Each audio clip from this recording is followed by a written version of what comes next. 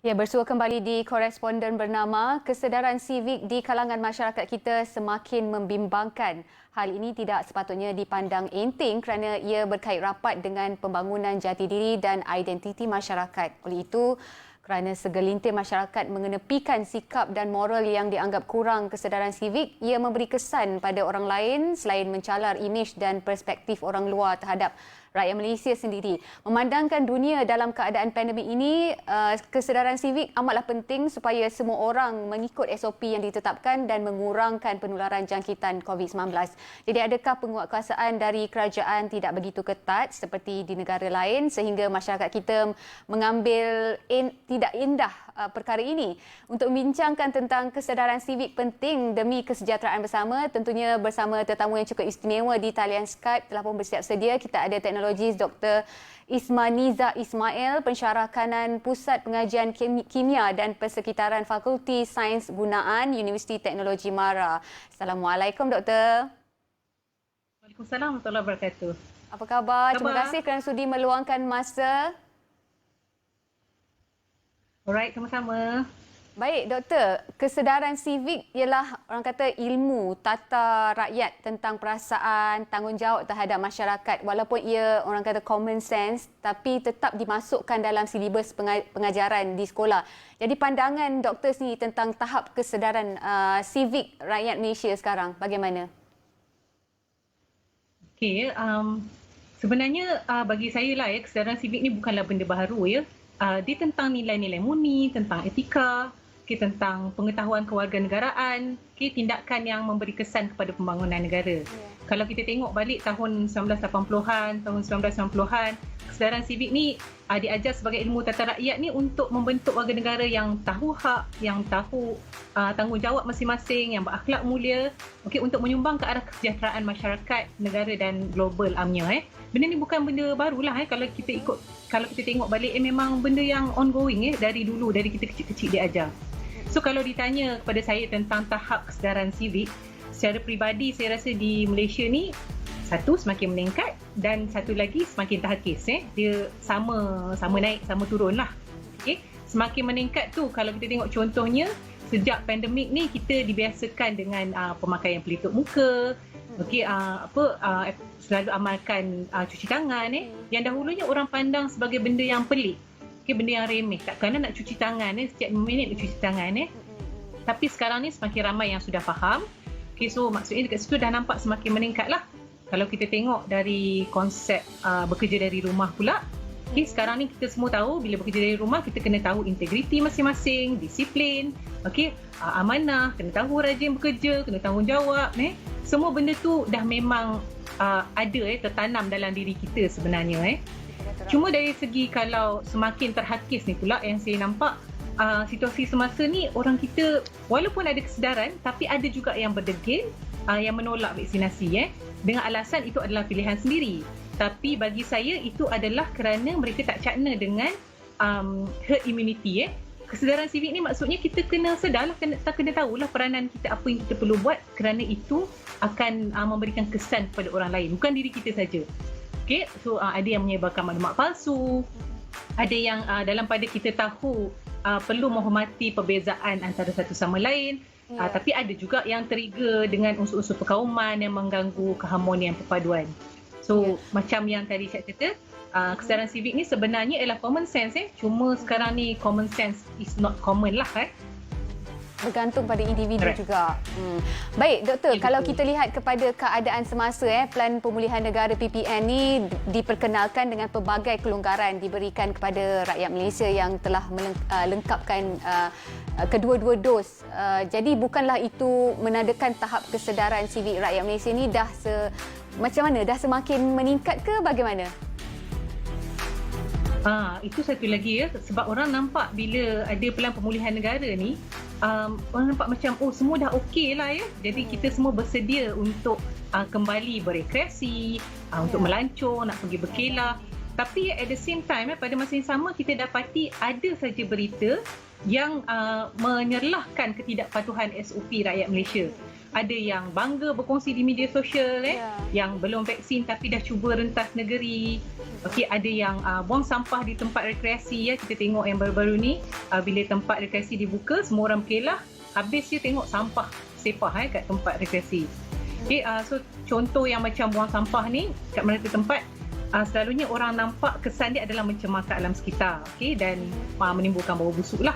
Tapi sebenarnya lebih daripada itu kesan dia di bandar ni akan menyebabkan sistem peparitan tersumbat dan seterusnya akan menyebabkan banjir kilat. So siapa yang nak dipersalahkan dalam konteks macam ni selalu jarang orang nampak salah diri sendiri. Okay, samalah kisahnya macam pelupusan haram toksik kat Sungai Kim dulu tu. Okay, orang nampak bau busuk, orang nampak mengganggu sistem ekosistem haiwan akuatik, tumbuhan akuatik semua tu tapi kesannya sebenarnya berbalik kepada manusia juga. Kepada penduduk setempat, ada yang sampai pengsan, sampai sekolah kena tutup dan macam-macam lagi. So sekali lagi, siapa yang nak dipersalahkan? Balik-balik orang kita akan menyalahkan penguatkuasa, jabatan kerajaan. Nampak tak orang jarang nampak salah diri sendiri, dia nampak penguatkuasaan je. So kalau diri sendiri tak buat, nak salahkan siapa sebenarnya? Samalah juga macam kisah merokok kat tempat yang dilarang, kan? Kita tegur kalau kita pula dimarah balik. Macam itulah kita sepatutnya, kita tahu pemantauan tu sepatutnya diteruskan, dan saya nampak peranan media pun sangat baik dalam meningkatkan kesedaran rakyat Malaysia. Cuma orang awam tak boleh abaikan untuk memupuk kesedaran sivik ni, dia memerlukan kerjasama daripada pelbagai pihak. Semua kena bersatu hati. Baik, menyentuh tentang media sosial ni, Doktor, kalau kita pandang side yang positif, adakah media sosial ni sangat membantu untuk kita pada hari ini setidaknya menaikkan sedikit tahap kesedaran dan masyarakat lebih peka tentang kesedaran sivik ni? Bagaimana pandangan Doktor sendiri? Baik, bagi saya sendiri sebenarnya media sosial ni memainkan peranan yang sangat besar sekarang ni dalam situasi sekarang ni, disebabkan semuanya is at our fingertips. Semua orang boleh dikatakan semua orang layak ada social media. Semua klik-klik, scroll-scroll, klik forward, share. Klik forward, share. Kadang-kadang benda yang tak tahu betul ke tidak pun dia main share je. So sebenarnya media sosial ni memainkan peranan yang sangat penting untuk meningkatkan kesedaran. Okay. Tapi kena berhati-hatilah sebabnya sama naik dengan menyebarkan maklumat palsu. Kita kena pandai pilih. Bila benda tu semua at fingertips, semudah mana kita menyebarkan maklumat untuk pengetahuan, sebegitu mudah juga orang menyebarkan maklumat palsu. So kena pandai pilih. Baik, menyentuh tentang tanggungjawab ni. Jadi sebenarnya kan tadi kita ada bercakap pasal salah siapa sebenarnya apabila rakyat Malaysia ni tak mempunyai kesedaran sivik. Jadi tanggungjawab siapa sebenarnya untuk menerapkan nilai-nilai murni serta kesedaran sivik kepada masyarakat kita, Doktor? Siapa punya peranan siapa yang sebenarnya salah? Sebenarnya peranan ni bermula dari rumah lah, saya rasa.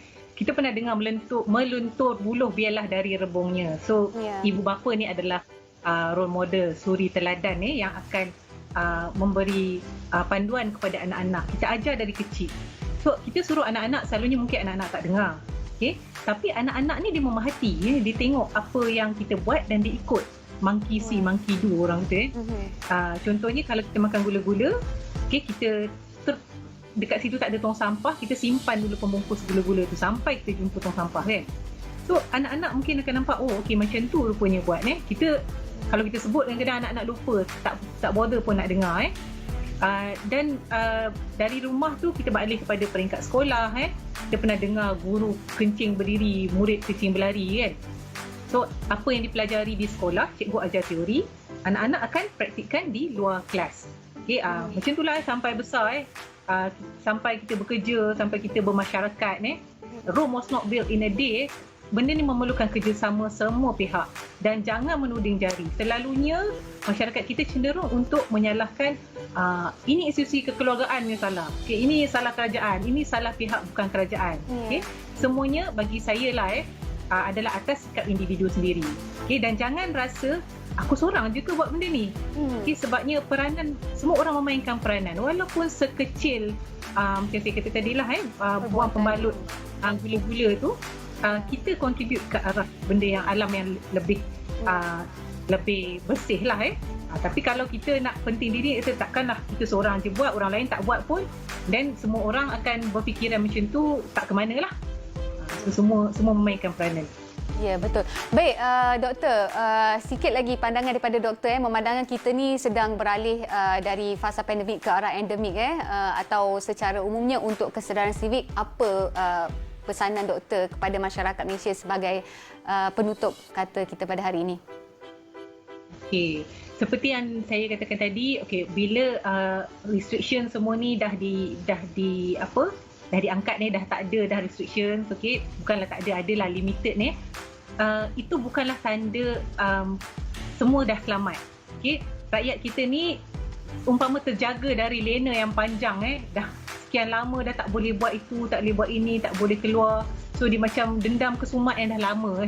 Dia lamanya nak balik kampung, tak balik kampung, sekarang dah boleh balik. So excited, semua orang berbondong-bondong balik kampung, penuh highway. Vaksin pun sudah, yang sekian lama duk baca-baca kat social media tentang kedai makan yang viral, destinasi pelancongan yang menarik, kawan-kawan ajak pergi camping, kawan-kawan ajak pergi mengopi. So semua ni orang menanti-nanti, bila dah tiba masanya, semua orang teruja.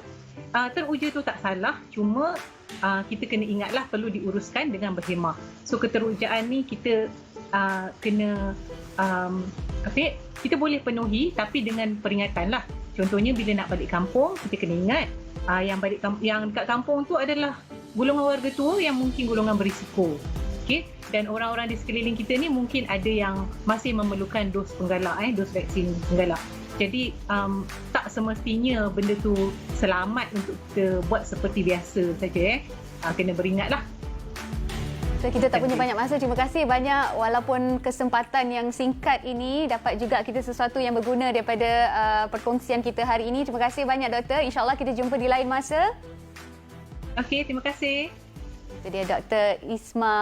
Niza Ismail, pensyarah kanan Pusat Pengajian Kimia dan Persekitaran Fakulti Sains Gunaan Universiti Teknologi Mara. Baik, terima kasih banyak atas perhatian anda dari awal bermulanya koresponden sampailah lah ni. Kita jumpa di lain masa. Assalamualaikum. Bye-bye.